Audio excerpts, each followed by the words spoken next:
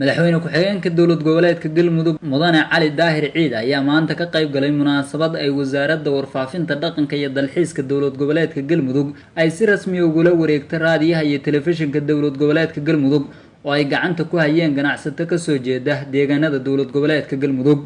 munaasabada ay wasaaraddu kula wareegaysa raadiyaha iyo telefishinka ayaa waxa goobjoog sidoo kale ka ahaa wasiir ku-xigeenka wasaaradda warfaafinta iyo xubno ka socday guddiga gacanta ku hayay maamulka telefishinka Galmudug.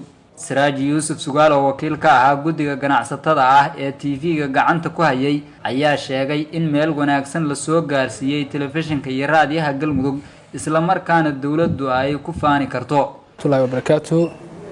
waxaa maantay sharaf weyn noo ah inaan wasaaradda warfaafinta dhaqanka iyo dalxiiska dowlad goboleedka Galmudug aan ku wareejino maadaama aan nahay mas'uuliyiintii TV-ga dowladda Galmudug si buuxdana gacantaan ugu gelino howlihii shaqo ee wasaaradda iyo sidoo kale howlihii TV-ga iyo raadiyaha u hayay bulshada reer Galmudug.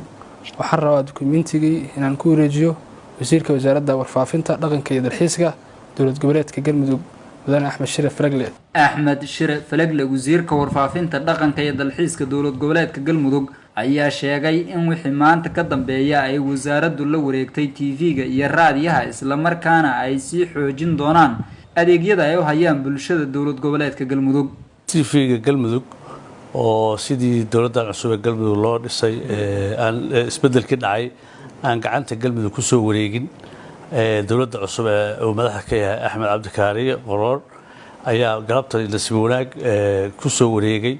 waxaana goobjoog ka ahaa madaxweynaha ku-xigeenka kusmahana ah Cali Ciid. TV-gu galabta gacanteedu soo galay waa TV-ga Galmudug dowladda Galmudug baa iskale. waxaana marka laga bilaabo galabtay in uu noqdo telefishinkii Galmudug wararka iyo akhbaarta Galmudug TV-ga ayaa ka mas'uula. TV-yada kale iyo idaacadaha kale ee gaarka asagay ka xigan doonaan wasaaradaha iyo xildhibaanada iyo mas'uuliyiinta Galmudug oo dhan. waxaan ku wargelinaynaa maadaama TV-gu hawadana ku jiro lana wareegay inuu noqdo TV-ga dowladduna ay isticmaasho oo markaas uu noqdo isha kaliya ee wareereed ee dowladda Galmudug isticmaalaysa wixii galabta ka bilowda. shaqadiisuna waa furan tahay. madaxweyne ku-xigeenka ayaana si official ugu wareejinaya soo hadalladii ku habboona u yiraahdo. madaxweyne ku-xigeenka Galmudug Mudane Cali Daahir Ciid oo ugu dambeyntii munaasabada ka hadlay ayaa tilmaamay in telefishinku uu qayb weyn ka qaadan doono baahinta horumarada iyo dowladnimada ka jirta deegaanada dowlad goboleedka Galmudug.